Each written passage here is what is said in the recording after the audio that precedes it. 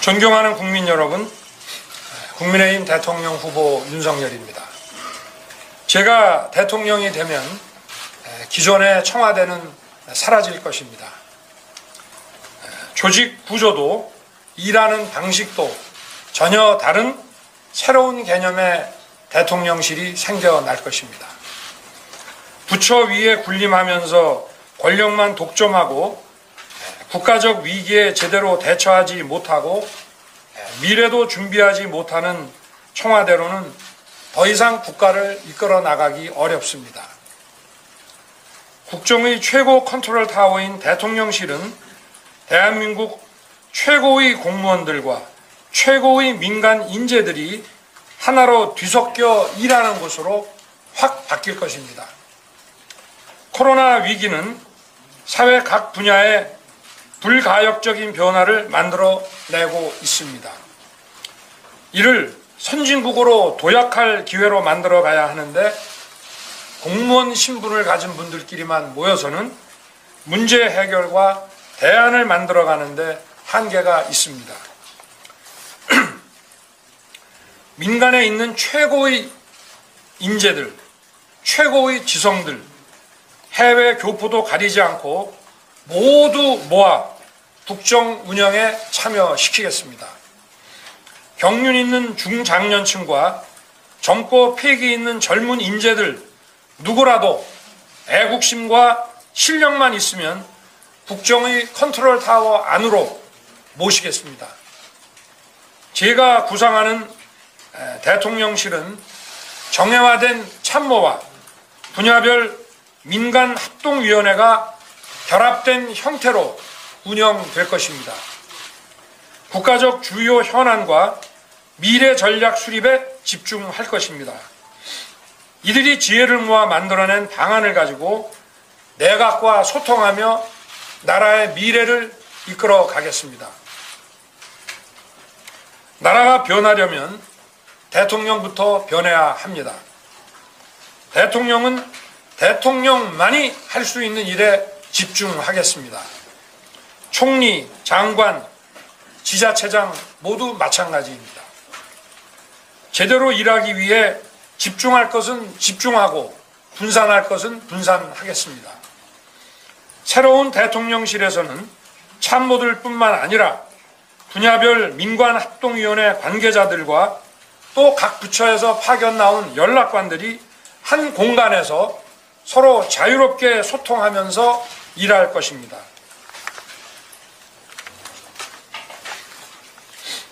국민과 소통하는 일하는 대통령이 되기 위해서는 제왕적 대통령의 잔재를 철저히 청산해야 합니다. 권위만 내세우는 초법적인 대통령은 이제 없어질 것입니다. 대통령은 법의 지배, 틀 안으로 내려와서 해야 할 일에 집중하겠습니다. 새로운 대통령실은 광화문 정부 서울청사에 구축될 것입니다. 기존의 청와대 부지는 국민께 돌려드릴 것입니다. 국민은 늘 대통령을 만날 수 있을 것입니다. 대통령도 늘 국민과 소통하며 일할 것입니다. 다음 정부는 임기 첫날부터 새로운 공간에서 새로운 방식으로 국정을 시작할 것입니다. 감사합니다.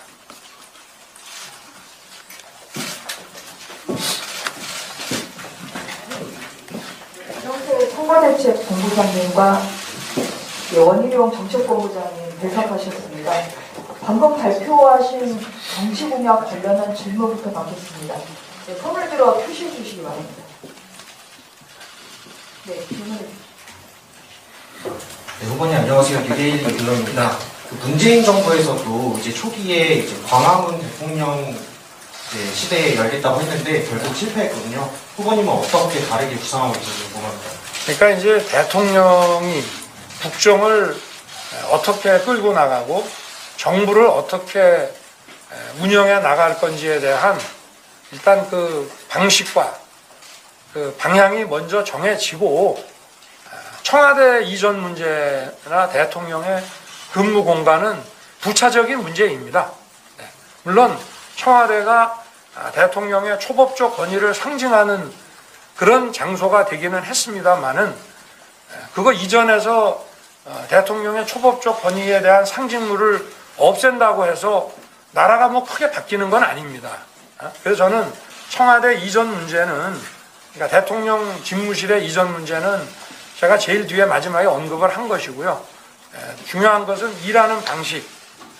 예를 들어서 뭐 인사청문회를 통해서 장관을 뽑고 또 청와대도 공무원들 정치권에서 온 공무원 또 행정부 쪽에서 파견온 공무원 이렇게 해서 대통령의 측근으로 이렇게 일을 해가지고는 국민의 뜻을 제대로 수용하기도 어렵고 그래서 민간의 최고 지성들을 이 관료들과 또 정치권 인사들과 또 여러 학자들, 전문가, 또 언론계 이런 분들하고 아젠다별로 이거는 그냥 과거 같은 그런 공무원 중심에서 공무원의 면피성을 하기 위한 그런 위원회가 아니고 여기서 국가적인 아젠다를 추출해내고 또 그것을 어떻게 추진해 나갈지 관리하고 또 그 이행 결과를 점검하고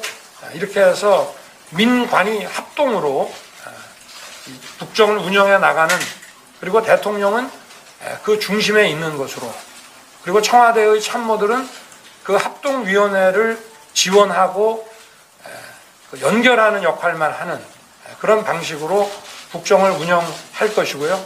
거기에 따라서 보면은 현재의 청와대 구조는 그런 일을 하기에 매우 부적절하게 되어 있습니다. 그래서 광화문 그 정부 청사로 집무실을 만들고 그 청사 안에는 대통령실의 참모들과 그 다음에 여러 민관 합동위원회의 사무처, 뭐 지원조직, 회의실 이런 것들이 아마 들어갈 것입니다. 네. 네, 다음 질문 받겠습니다. 네. 네. 이제 질문 좀. 청와대 유명민입니다. 네. 기존 청와대 부지를 국민들에게 돌려주신다고 했는데 네. 구체적으로 어떤 형식으로 어떤 형태로 돌려주실지에 대한 계산도 혹시 계획하신 게 있으신가요? 거기에 뭐 필요한 뭐 역사관을 만든다든지 또 우리 시민들의 공원으로 활용한다든지 이렇게 해서 청와대가 아무래도 역사적인 문화적인 또 가치가 있기 때문에 그 청와대를 어떻게 활용할까 하는 것은 제가 판단할 것이 아니고 일단 돌려드려 놓고 국민들께서 판단하시고 이걸 어떻게 활용하는지에 대해서도 여러 전문가와 국민들의 의견을 듣도록 하겠습니다. 네. 다음에 저 뒤쪽에서 질문하셨는데 질문하실 분 없으신가요? 네. 안녕하세요. 저 질문하겠습니다. 네. 아직영대 김슬기입니다. 후보님 집권하시게 되면 여소야대 국면이라서 네. 식물부패가 될 수 있다는 우려도 지금 나오고 있는데요. 네. 이런 상황에서는 어떻게 국정을 운영하실 계획이신지 혹시 생각이 있으시면 여쭙고 싶습니다. 국정의 방향을 올바르게 잡고 훌륭한 그 인물을 청문 대상에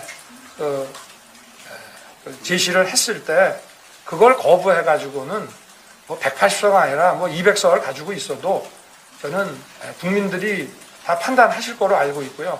제가 늘 말씀을 드리지만 제가 정부를 맡게 되면 최고의 전문가, 최고의 지성을 모시고 일을 하겠다고 누차 말씀을 드렸고 또 지금의 여당에도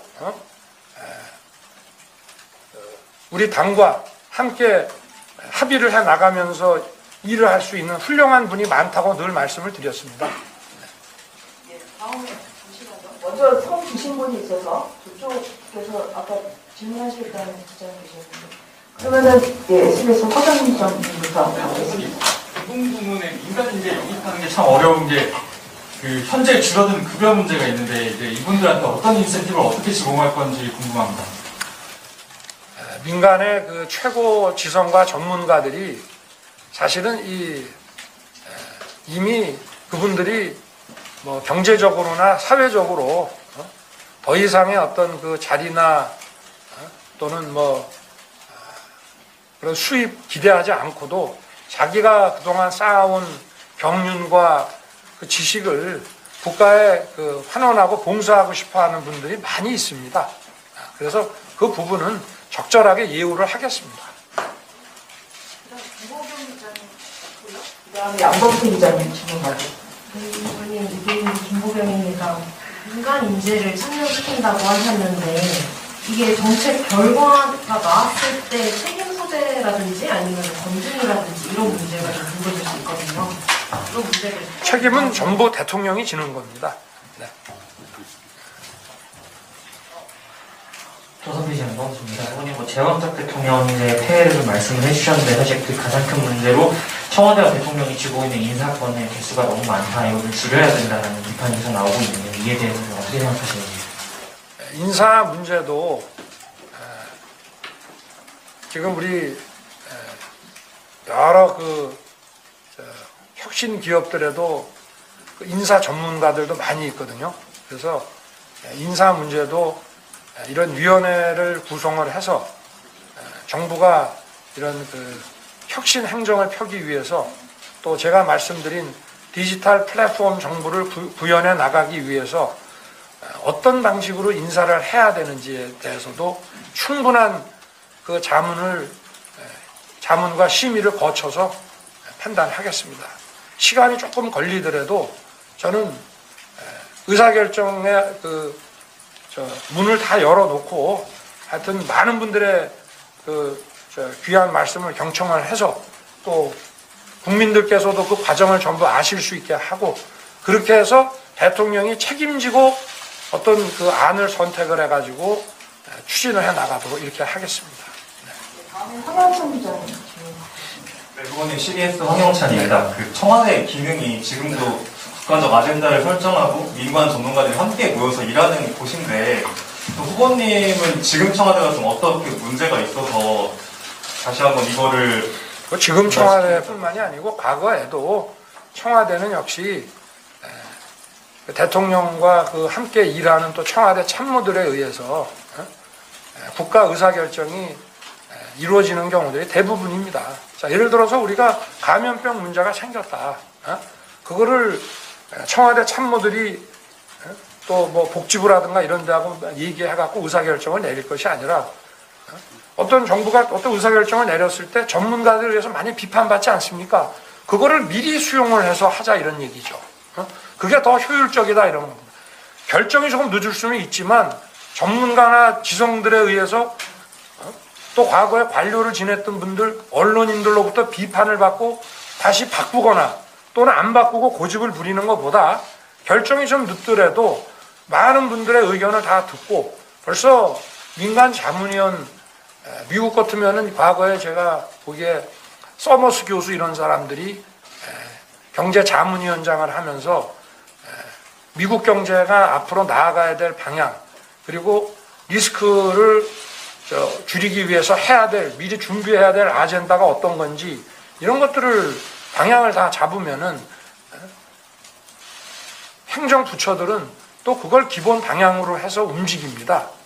제가 그런 말씀을 드리는 것입니다. 그러니까 지금도 이미 대통령 직속의 위원회라든지 또 자문기구가 상당히 많이 있는데 그런데 그런 위원회가 제대로 역할을 못하고 그 위원회의 지원 조직과 그 사무 처라고 하면 좀 조직이 너무 커 보이는데 그런 것들이 대통령 집무실과 가까운 곳에 밀집해 있어야 충분한 소통을 통해서 일을 할 수 있다고 저는 보고 있습니다. 네. 다른 차원에서 한 가지만 더 질문을 드리면 그 대통령 집무실의 위치가 부차적 문제라고 하셨지만 그 문재인 정부에서도 뭐 정부 청사로 이전을 하려고 했을 때 청사 공간을 협소하고 경호 문제, 외빈 접견 문제, 또 도심이다 보니 교통 문제 이런 식으로 현실적인 이유를 좀 들었었거든요. 네. 좀 다른 대안이 있으신 건지 궁금합니다. 지금 뭐 경호 문제라든가 외빈 접견 문제는 저희가 충분히 검토를 했고요. 네.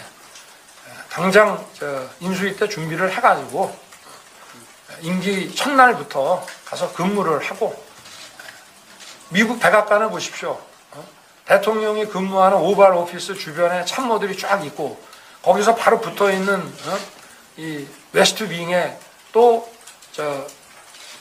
전문가들이 많이 또 밀집해 있기 때문에 의사소통이 원활하게 이루어지고 우리는 지금 그 비서동에서 그 대통령이 집무실인 본관까지 가는데 차를 타고 가지 않습니까?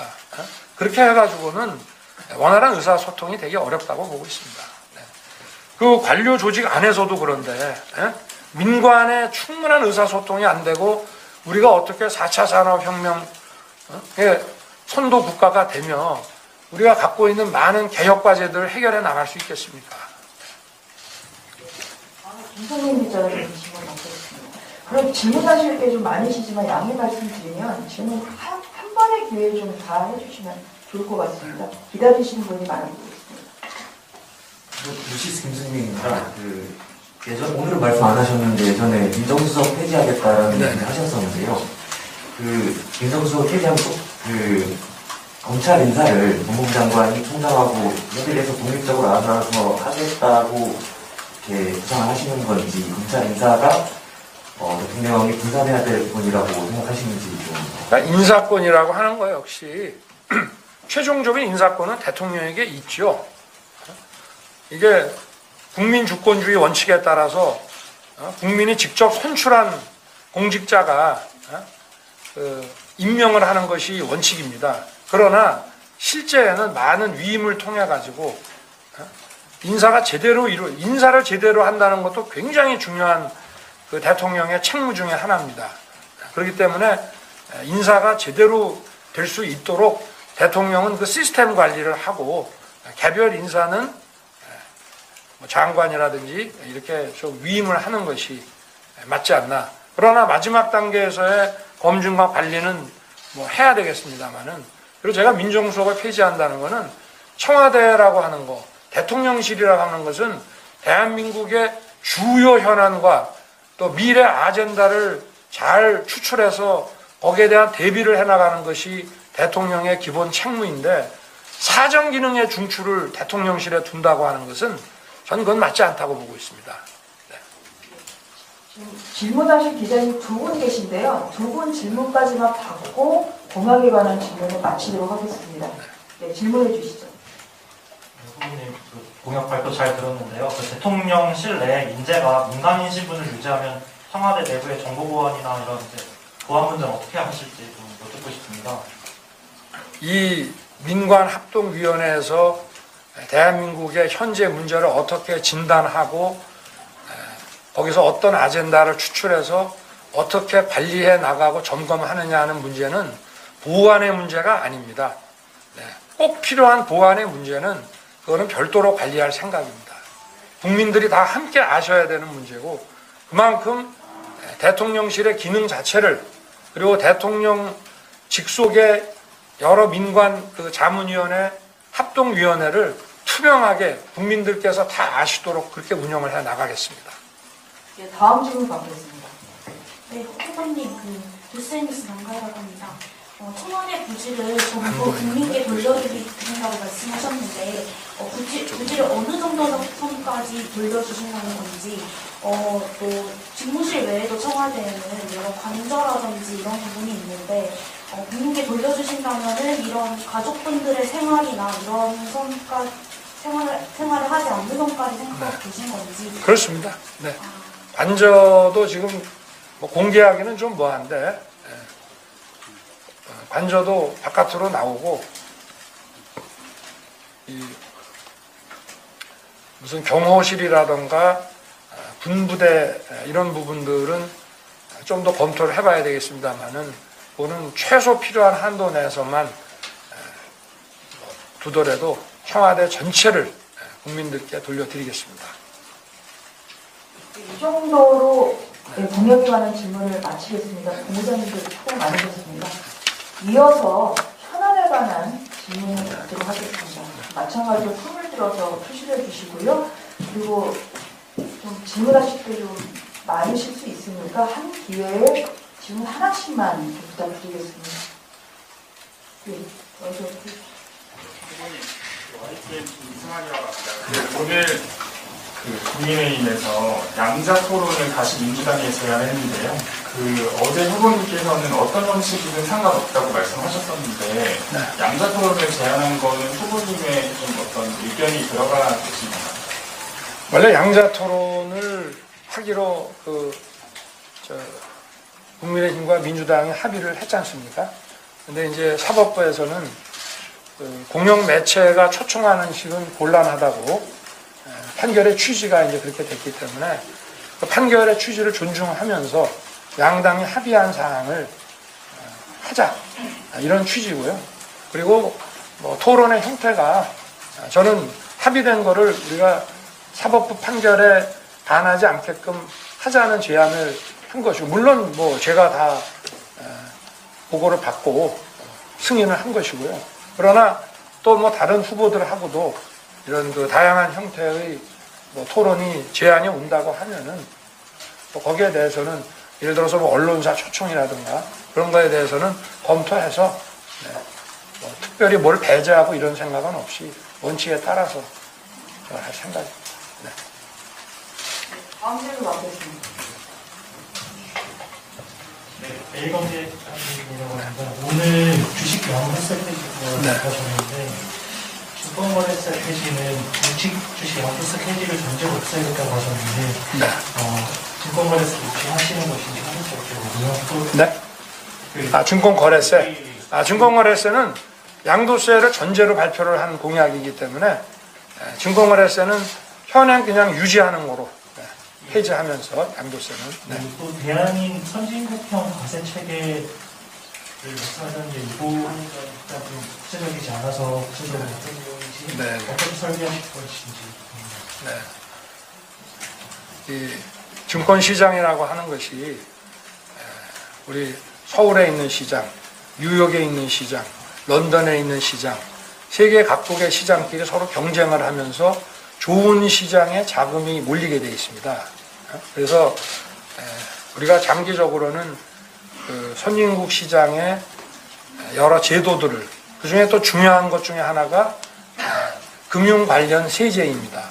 그거를 잘 분석을 해서 우리 시장이 선진국형 이 금융시장에 비해서 경쟁력이 떨어지지 않도록 하겠다는 것이고요.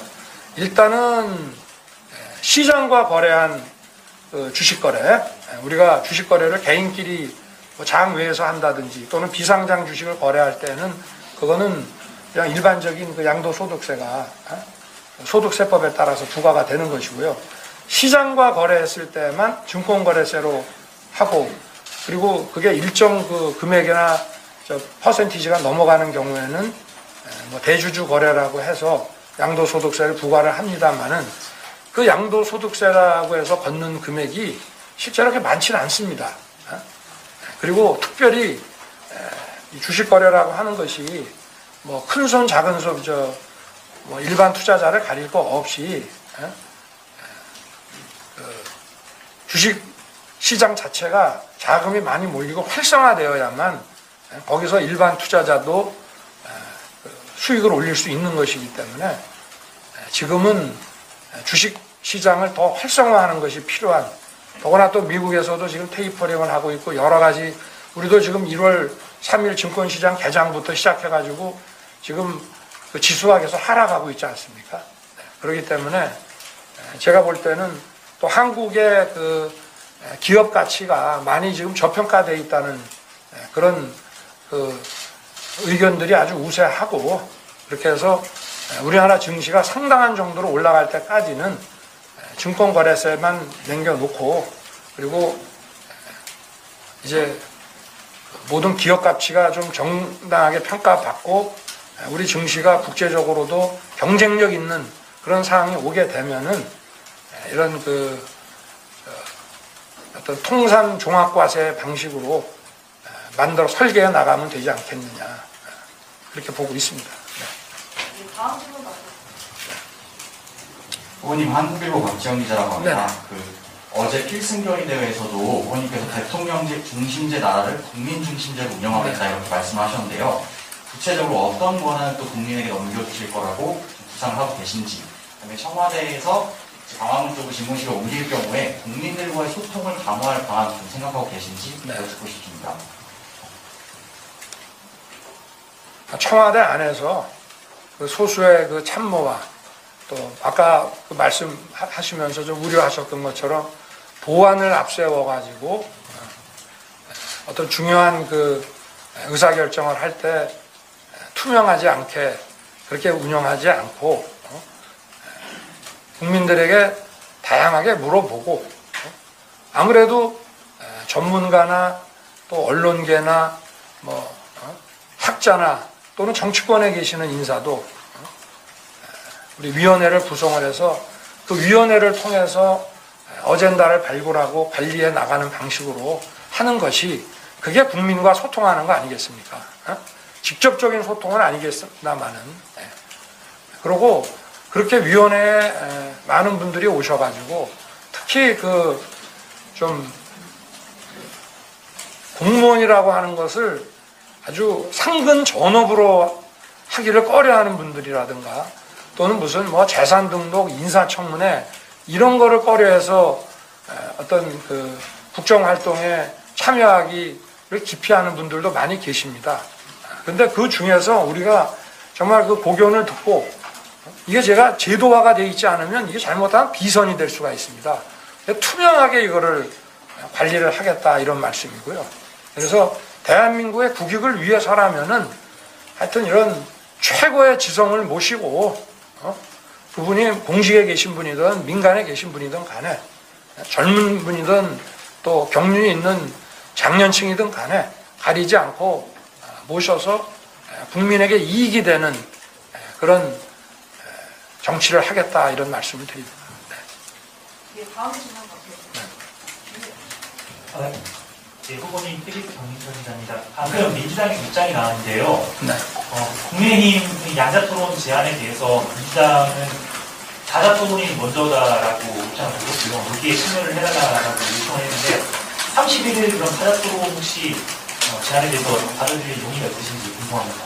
글쎄 뭐 그거는 좀 우리 당에 계신 분들하고 좀 상의를 좀 해봐야 될 것 같은데 제가 우리 당의 내부 경선 과정에서 다자 토론을 쭉 해왔지 않습니까?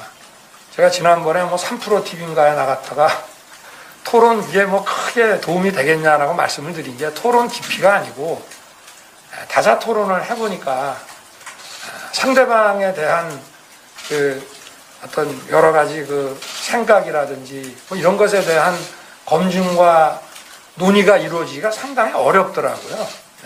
그래서 이제 말씀을 드린 것이고요. 한번 고민해 보겠습니다. 네. 네, 후보님, 정부가 좀 강화된 방역 체계를 다음 달부터 적용을 좀 전국으로 확산하기로 했는데요. 선별검사 방식이 좀 변경되면서 그 정확도 논란이나 아니면 임산부나 청소년 등의 미접종자들의 불편이 우려된다는 지적이 좀 있는데 이게 좀 어떻게 생각하실지요? 그래서 어떤 정책이든지 간에 장점이 있고 또 단점이 있겠죠. PCR로 하게 되면 시간이 많이 걸리고 또 신속 검사를 하게 되면 시간은 줄이지만 정확도가 또 떨어지는 건데 이거를 잘 섞어서 해야 되지 않겠습니까? 제가 말씀드린 그 민간합동위원회라는 것도 이를테면 코로나에 대한 대응, 방역, 역학조사의 문제 이런 것들을 어떻게 해나갈 것이냐 하는 것은 대한민국의 그 많은 국민들의 생명과 안전이 지금 경각에 달려있는 상황에서 대한민국의 최고 지성들과 경험자들이 모여서 여기에 대한 논의를 하고 그걸 국민들에게 그 논의 과정을 보여주고 거기에 따라서 어떤 대책을 만들 때 국민들의 협조를 제일 많이 받을 수 있지 않겠습니까? 근데 이거를 소수의 관료가 그게 어떻게 의사결정이 이루어지는지도 모르고 방향을 잡아가지고 간다고 하는 것은 그거는 우리가 정치와 행정을 펴나가는 데 있어서 국민들의 동의와 협조를 받기도 대단히 어렵다고 생각합니다. 질문 한두 개 받고 마치겠습니다. 네, 후보님 저 질문을 했습니다. 아까 정부청사를 방안으로 줄이겠다고 하셨는데 그러면은 정부청사 100m 이내에서 집회 시위가 금지가 되잖아요. 그러면 앞으로 광화문에서는 집회 시위를 못하게 되는 건지 하나 여쭙고 싶고 두 번째는 김경수 민주당 의원이 국민의힘으로부터 선대위 국방위 자문위원으로 임명된다는 문자를 받아서 불쾌하다고 후보님께 사과를 요구하셨는데 혹시 여기에 대해서도 어떤 입장이신지 궁금합니다. 김병준 위원장님께 국방의 자문위원으로 이게 무슨 말이죠? 우리 사과하는 해야 될 일이 네네. 확인해보고 문제가 네네. 있다면 뭐 사과할 일이 있으면 얼마든지 사과하고 지정하도록 하겠습니다. 네. 집회 시위 문제는 뭐 집회 시위 뭐 금지 문제가 대통령의 이런 어떤 투명하고 국민에게 다가가는 이런 정치와 행정보다 뭐 더 중요한 이슈이겠습니까? 저는 뭐 적절하게 잘 하겠습니다. 국민들의 직접 목소리도 들어야 되기 때문에 또 뭐 어떤 무슨 안전의 문제만 없다면은 대통령 집무실에 앉아서 국민들께서 시위하고 항의하는 목소리도 업무에 조금 방해가 되더라도 막 들으면서 하는 것이 좋지 않겠나. 저 여기 제 집무실 바깥에서도 늘 많은 분들이 오셔가지고 이렇게 저희 사무실에 다 들릴 정도로 그래서 회의하기 어려울 때도 많이 있습니다만은 그걸 현장감 있게 다 들어야 되지 않겠나 생각하고 있습니다. 마지막 질문 받겠습니다.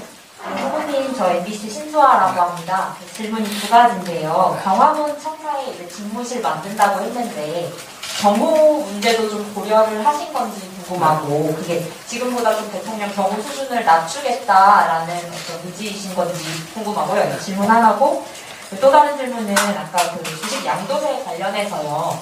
이 동학 개미를 진짜로 보호하려고 하면 주식 양도세 폐지보다는 그 기준을 좀 완화해가지고 대주주, 카카오 대주주 먹튀라든지 이런 사태를 좀 막아야 하는 거 아니냐 이런 지적도 나올 수 있을 것 같은데 생각 궁금합니다.